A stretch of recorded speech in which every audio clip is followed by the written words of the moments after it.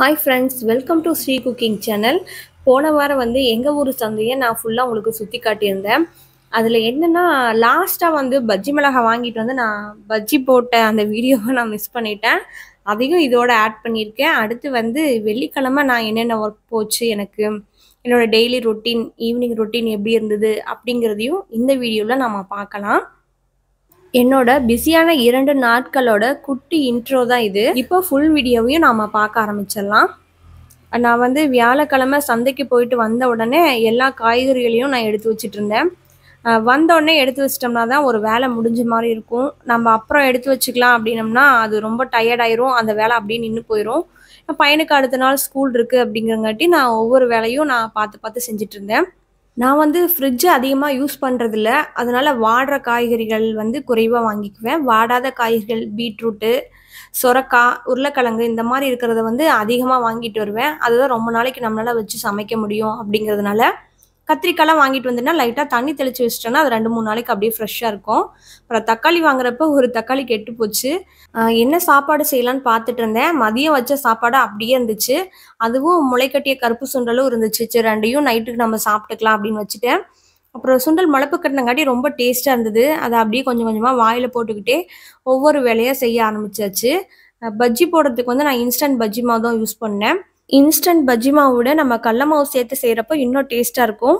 நான் சந்தைக்கு போயிட்டு வந்தேன், கொஞ்சம் டயர்டாக இருக்குது அப்படிங்கிறதுக்காக தான் நான் இன்ஸ்டன்ட் பஜ்ஜி மாவு யூஸ் பண்ணியிருக்கேன். நீங்கள் கடல மாவுலேயே செய்யுங்க, அது ரொம்ப டேஸ்ட்டாக இருக்கும். இப்போ 1 ஸ்பூன் அளவுக்கு ஓமத்தை நல்லா கையில் தேய்ச்சி அதுக்கப்புறமேட்டு அதோட சேர்த்துக்கிட்டேன். அதுக்கப்புறம் நம்ம பஜ்ஜி மிளகாயை ஒவ்வொன்றா கட் பண்ணிக்கலாம். கொஞ்சம் பெரிய சைஸில் இருக்கிறத 4ஆக கட் பண்ணிக்கிட்டேன். அப்போ தான் நல்லா உள்ளே வெந்து வரும் அப்படிங்கிறதுக்காக. கொஞ்சம் குட்டி குட்டியாக இருக்கிறத 2ஆக கட் பண்ணி சேர்த்துக்கிட்டேன்.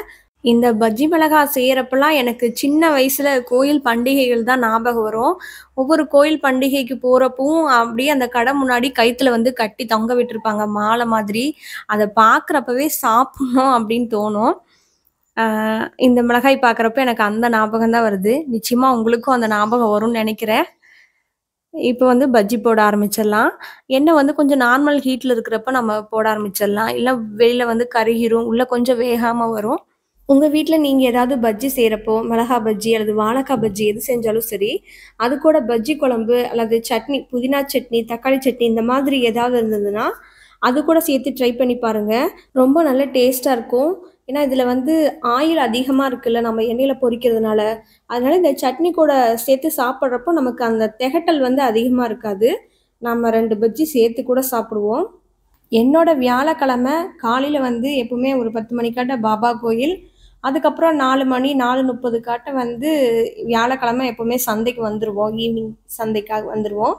அதுக்கப்புறமேட்டு நைட்டு இந்த மாதிரி ஏதாவது ஒரு ஸ்பெஷல் ஐட்டத்தோடு எங்கள் டே நிறைவடையும். இப்போ வெறும் பஜ்ஜி மட்டும் எப்படி சாப்பிட்றது, சட்னியும் எதுவுமே நான் அப்போ செய்யலை. சரி, நம்ம இது கூட காஃபி செஞ்சுக்கலாம் அப்படின்னு நினச்சேன். சரி, காஃபி தேற்றான்கொட்டை பவுடர் இருந்துச்சு. அதில் தான் நான் காஃபி மாதிரி போட்டிருந்தேன். அந்த தேற்றான்கொட்டை பவுடரில் காஃபி போடுறப்போ அதை நீங்கள் குடிச்சு பார்த்தீங்கன்னா உங்களால் கண்டுபிடிக்கவே முடியாது, இது காஃபி பவுடரை பயன்படுத்தி தான் நீங்கள் போட்டிருக்கீங்க அப்படின்னு சொல்லுவீங்க. அந்த அளவுக்கு அதோட டேஸ்ட் ஒத்து போகும். நான் இங்கே பஜ்ஜி போட்டுட்ருக்கிறப்போ அவங்க நல்லா ஜாலியாக பையனும் அவனோட ஃப்ரெண்டும் விளையாடிட்டு இருந்தாங்க. சரி, நான் காஃபியை ரெடி பண்ணிவிட்டு அதுக்கப்புறம் எல்லாம் மேலே எடுத்துகிட்டு போகலாம் அப்படின்னு நானும் தயார் பண்ணிகிட்டு இருந்தேன். பெரிய டம்ளர் எனக்காக தான் போட்டேன். எனக்கு வருமானு தெரியல. போனால் என் பையன் டக்குன்னு அதை தான் வாங்குவான். அதையும் நம்ம முருங்கைக்காய் சூப்பு இந்த மாதிரி ஏதாவது சூப் ஐட்டம் கொடுத்தோன்னு வச்சுங்க, அந்த டம்ளர் அப்படியே என் பக்கம் நவுத்திடுவான். இந்த மாதிரி ஸ்வீட்டாக இருக்கிற எதாக இருந்தாலும் பாயாசம், காஃபி, டீ அந்த மாதிரி இருந்தால் மட்டும் அவன் எடுத்துக்குவான்னு வச்சுங்களேன். இன்றைக்கி என்ன பண்ணுறான்னு பார்க்கலாம். நான் இப்போ தான் அவன் இருக்கிற இடத்துக்கு எடுத்துகிட்டு போயிட்டுருக்கேன். நான் இந்த மாதிரி சாயங்கால நேரத்தில் எப்போவுமே கிச்சன் வேலையெல்லாம் ஓரளவுக்கு நேரமாக முடிச்சுட்டு அதுக்கப்புறம் நாங்கள் எப்பவும் மொட்டை மாடிக்கு வந்துடுவோம். ஏன்னா பையன் கொஞ்சம் நேரம் விளையாடிட்டு அங்கேயே படிக்கவும் ஆரம்பிச்சிடுவான். மெத்த வீடுங்கிறப்போ பகலில் நல்லா ஜில்லுன்னு இருக்குது. ஆனால் சாயங்கால டைமில் ரொம்ப வெக்கையாக இருக்குது, உள்ளேயே இருக்க முடியறதில்ல. அதனால சாயங்காலமானால் நாங்கள் சாப்பாடு ஏதாவது இருந்தால் கூட நாங்கள் மேலே எடுத்து சாப்பிட்டுட்டு இங்கேயே படித்து முடிச்சுட்டு நைட்டு தூங்கிறதுக்கு மட்டும்தான் உள்ளே போவோம். அவ்வளோ நேரம் நாங்கள் மொட்டை மாடியில் தான் ஸ்டே பண்ணுவோம். இந்த டைம் எங்கள் ஊரில் வாய்க்கால் தண்ணி வரவே இல்லை. வாய்க்கால் தண்ணி வந்திருந்தால் எங்கள் வீட்டை சுற்றி அவ்வளோ பச்சை பசேல்னு பசுமையாக இருந்திருக்கும். வெக்கையும் ஓரளவுக்கு குறைஞ்சிருக்கும். இந்த டைம் மேட்டூர் அணையில் தண்ணி இல்லாதனால வாய்க்கால் தண்ணி வந்து நிறுத்திட்டாங்க. அதனால் பாருங்கள் சுற்றியும் ரொம்ப ட்ரையாக இருக்குது. தண்ணி இருக்கிறவங்க, அதாவது கிணற்று தண்ணி இருக்கிறவங்க மட்டும் விவசாயம் பண்ணிகிட்டு இருக்காங்க, அவ்வளோதான். இப்போ எங்கள் காட்டிலலாம் இந்த வருஷம் நெல்லே போடலைங்க. போன வருஷமெல்லாம் நாங்கள் கருப்பு கவுனி அரிசி போட்டிருந்தோம், அப்புறம் சாப்பாட்டுக்காக வெள்ளை அரிசியும் போட்டிருந்தோம். இந்த தடவை எல்லாமே மிஸ் பண்ணுறோம். காட்டுக்கே போகவே இல்லைன்னு வச்சுக்கலேன். ஏன்னா தண்ணி சுத்தமாக கிணத்துல இல்லை. எங்கள் கிணத்துல இருக்க தண்ணியெலாம் வத்திரும்னு வச்சுக்கலேன். இங்கே பாருங்கள் அழகாக காடு ஓட்டிகிட்டு இருக்காங்க. அந்த காடு ஓட்டி அந்த மண் பிறண்டு மேலே வரப்போ அதில் வந்து மண்புழுவெல்லாம் மேலே வரும். அதை சாப்பிட்றதுக்காக இத்தனை கொக்கு வந்து பின்னாடியே போகுது. அந்த டிராக்டர் எங்கெங்கே ஓட்டிகிட்டு போகிறாங்களோ அதுக்கு பின்னாடியே போயிட்டுருக்கு. பார்க்க அவ்வளோ அழகாக இருக்குது. இப்போ எல்லாம் சாப்பிட்டு முடிச்சுட்டு பறந்து போயிடுச்சு. ஓகே ஃப்ரெண்ட்ஸ், நம்ம அடுத்த நாள் வந்து வெள்ளிக்கிழமை என்னோடய ரொட்டீன் தான் பார்க்க போகிறோம், ஈவினிங் ரொட்டீன். நான் வந்து அன்றைக்கி கோயிலுக்கு போகலாம் அப்படின்னு சொல்லி ரெடி ஆகிட்டு இருந்தேன். வழக்கமாக செவ்வாய்க்கிழமை கண்டா தான் நான் கோயிலுக்கு போவேன். இந்த தடவை செவ்வாய்க்கிழமை கொஞ்சம் ஃபங்க்ஷன், வெளியில் போகிற வேலை இருந்தது அப்படிங்கிறதுனால போக முடியல. சரி வெள்ளிக்கிழமை போய்க்கலாம் அப்படின்னு சொல்லிட்டு சரி தம்பி வந்தோடனே போகலான்னு ரெடி ஆகிட்டு இருந்தேன். கரெக்டாக அவனும் வந்துட்டான். அவனையும் கிளப்பி குளிக்க வச்சு கூட்டிகிட்டு போகணும். அவனே குளித்து ஃபுல்லாக ரெடி ஆயிடுவான். அதுக்கப்புறம் எப்படியும் 5 மணி 5:30 ஆயிரும்னு நினைக்கிறேன் கோயிலுக்கு போக. இப்போதான் நான் சொல்லிட்டு இருந்தேன், என்னம்மா இன்னைக்கு கூடவா அப்படின்னு சொல்லிட்டு இருந்தான். நீ கிளம்புடா கோயிலுக்கு போகலாம் அப்படின்னு சொன்னங்காட்டி சரி நான் கிளம்புறம்மா போய் குளிக்கிறேன் அப்படின்னு சொல்லிட்டு ரெடியாக போயிட்டான். அவன் ரெடியாகிறதுக்குள்ளே நம்ம சாப்பாட்டு வேலையெல்லாம் கொஞ்சம் முடிச்சு வச்சிடலாம், வந்தோடனே சாப்பிட்ற மாதிரி ரெடியாக இருக்கும் அப்படின்னு சொல்லி நான் போய் பார்த்தேன். தோசை மாவு வந்து கொஞ்சம் கம்மியாக இருந்தது. சரி புட்டு செஞ்சிடலாம் அப்படிங்கிறதுக்காக புட்டு மாவு வந்து பிசைஞ்சு வச்சுட்டு போயிடலாம், வந்தோடனே சாப்பிட தயாராக இருக்கும் அப்படின்னு சொல்லிட்டு புட்டு மாவு தான் பிசைஞ்சிட்ருக்கேன். இது நானே வீட்டில் ரெடி பண்ணதான். கருப்பு கவுனி அரிசி, சிகப்பரிசி, மாப்பிள்ளை சம்பா இந்த மாதிரி 3 அரிசியை வந்து நான் மிக்ஸ் பண்ணி புட்டு மாவு வந்து ரெடி பண்ணி வச்சுருக்கேன். இது புட்டு வச்சுக்கலாம், இட்லி கூட செஞ்சுக்கலாம். அதாவது உளுந்து மாவு மிக்ஸ் பண்ணி இட்லி செய்யலாம், இல்லைன்னா நம்ம கஞ்சியாக கூட இதை காய்ச்சி குடிச்சிக்கலாம். அவ்வளோ டேஸ்ட்டாகவும் இருக்கும், ரொம்ப ஹெல்த்தியாகவும் இருக்கும். கருப்பு கவுனி அரிசி புட்டு செய்கிறது எப்படி அப்படின்னு சொல்லி நான் வீடியோவும் போட்டிருக்கேன். நீங்கள் கூட அதை பார்த்து ட்ரை பண்ணலாம். நம்ம ஏதாவது ஒரு வேலை செய்கிறோம்னா உடனே அந்த இடத்த வந்து க்ளீன் பண்ணி வச்சிடணும், இல்லைன்னா வேலை மேலே வேலை சேர்ந்துக்கிட்டே போகும். அதனால் நான் அப்பப்போ எதாக இருந்தாலும் க்ளீன் பண்ணி வச்சுட்டு அதுக்கப்புறம் தான் அடுத்த வேலை செய்வேன். இப்போ கோயிலுக்கு போகிறதுக்காக பொருளெல்லாம் என்னென்ன இருக்குது அப்படின்னு எல்லாம் ரெடி பண்ணி வச்சுட்ருக்கேன். நான் வந்து கோயில் பக்கத்தில் இருக்குன்னு அசால்ட்டாக என்னென்னு தெரியலங்க. எப்போ போனாலும் ஏதாவது ஒரு பொருளை மிஸ் பண்ணிகிட்டே போயிடுவேன்.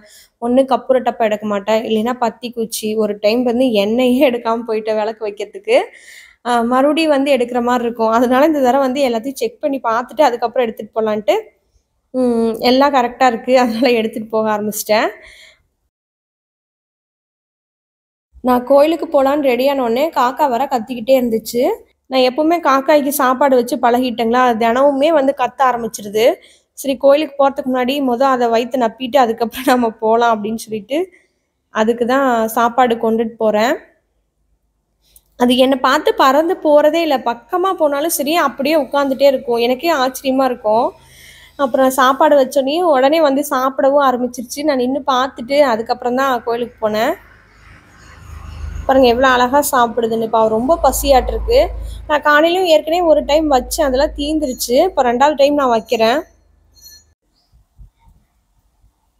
ஈவினிங் வந்து கிளைமேட் ரொம்ப நல்லா இருந்தது.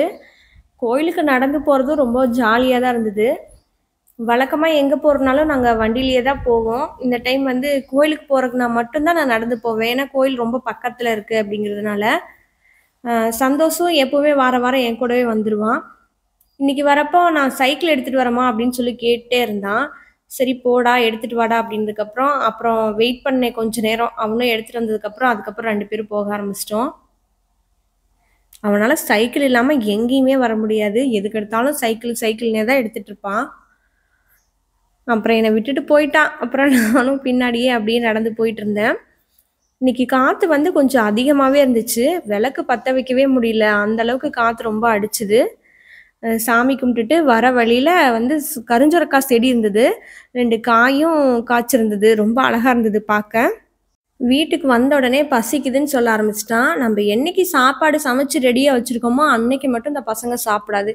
என்னைக்கு இனிமேல் தான் ரெடி பண்ணணும் அப்படின்ட்டு இருக்கிறப்ப தான் உடனே சாப்பிட்ணும்னு சொல்லுவாங்க. சரி சட்னி ரெடி பண்ணலாம் அப்படின்ட்டு ஃப்ரெஷ்ஷாக இருந்தது புதினாலாம். நல்லா வளர்ந்தும் இருந்தது. சரி அத பறிக்கலாம் அப்படின்ட்டு போயிட்டேன். நான் புதினாவ யாரு குனிஞ்சு குனிஞ்சு பறிக்கிறது அப்படின்ட்டு அதுக்கு பக்கத்திலேயே ஒரு கல்லு போட்டிருந்தேன். வழக்கமா போனா அந்த கல்லு மேல உட்காந்து அப்படியே பறிச்சுட்டு வந்துருவேன். அப்புறம் பாருங்க நல்லா ஃப்ரெஷ்ஷா இருக்குது. நான் ஒரு கோல் தான் ஊனி வச்சேன். நல்லா வந்துருச்சு. எல்லாமே படர்ந்து செடி. நான் புதினா செடி வந்து 2 விதமா வச்சிருக்கேன். ஒண்ணு வந்து ஹைபிரிட், இன்னொன்னு நாட்டு புதினாவும் இருக்கும். அந்த நாட்டு புதினா யூஸ் பண்றப்போ நல்ல மணம் வந்து அதிகமா கொடுக்கும். கொஞ்சமா போட்டோம்னா போதும். இது வந்து கொஞ்சம் அதிகமா போடுற மாதிரி இருக்கும்னு வச்சுக்கங்களேன். இப்போ வந்து நான் நாட்டு புதினா தான் பறிச்சுட்டு இருக்கேன். இப்ப அதுக்கு முன்னாடியே நான் வெங்காயம், தக்காளி எல்லாம் கோயிலுக்கு போறதுக்கு முன்னாடி எல்லாம் ரெடி பண்ணி வச்சிருந்தேன். இப்ப அதெல்லாம் வந்து எண்ணெய் ஊத்தி வெங்காயம், தக்காளி அதுக்கப்புறம் புதினாவையும் போட்டு வணக்கிட்டு இருந்தேன். சரி அது வணங்கிட்டு இருக்கட்டும். அதுக்குள்ள நம்ம புட்டு சைடுல வச்சுட்டோம்னா, அதுவும் ரெடி ஆயிரும் அப்படின்னு சொல்லிட்டு, புட்டு கப்ல வந்து தண்ணி ஊத்தி வச்சிருந்தேன். அது கொதிச்சதுக்கு அப்புறம் தான் நான் இத கொண்டு போய் அது கூட வப்பேன். புட்டு வந்து நான் எடுத்து பார்க்குறப்ப, அந்த மாவு வந்து நல்லா உதிரி உதிரியா வந்திருந்தது. நம்ம சேர்த்த தண்ணி எல்லாம் நல்லா உறிஞ்சு மிருதுவா இருந்துச்சு. சரி நான் அடியில வந்து கொஞ்சமா தேங்காய் சேர்த்துட்டு புட்டுக்குழல்ல, அதுக்கப்புறமேட்டு வந்து புட்டு மாவு வந்து சேர்க்க ஆரம்பிச்சுட்டேன். 2 லேயரா வேணும் அப்படிங்கிறதுக்காக சென்டர்ல வந்து தேங்காய சேர்த்து, அதுக்கப்புறம் புட்டு மாவு, அதுக்கப்புறம் தேங்காய். இதெல்லாம் சேர்த்து க்ளோஸ் பண்ணி, தண்ணி வந்து நான் ஏற்கனவே வச்சிருந்ததுனால நல்லா கொதிச்சுட்டு இருந்துச்சு. அது கூடவே வச்சு ஒரு 10 நிமிஷம் வேக வச்சா போதும். உங்களுக்கு ஈஸியா வெந்துரும். இப்போ வந்து சட்னிக்கு தேவையானதெல்லாம் ரெடி பண்ணியாச்சு. அதனால சைடுல இருக்க அடுப்பு வந்து காலியா இருக்கு அப்படின்ட்டு தோசையும் சுட ஆரம்பிச்சிட்டேன். சரி ஒரே டைம்ல எல்லாமே ரெடி ஆயிரும் அப்படிங்கிறதுக்காக. இப்ப தோசை ரெடி ஆயிடுச்சு. புட்டும் தயாராயிடுச்சு. சும்மா கம கமன்னு மனம் அப்படி இருந்தது. கருப்பு கவுனி அரிசி புட்டு. இதுதான் நைட்டோட மெனு. இப்படிதான் எனக்கு இந்த நாள் முடிஞ்சுது. இந்த வீடியோ உங்களுக்கு பிடிச்சிருக்கும்னு நான் நம்புறேன். Thank you friends.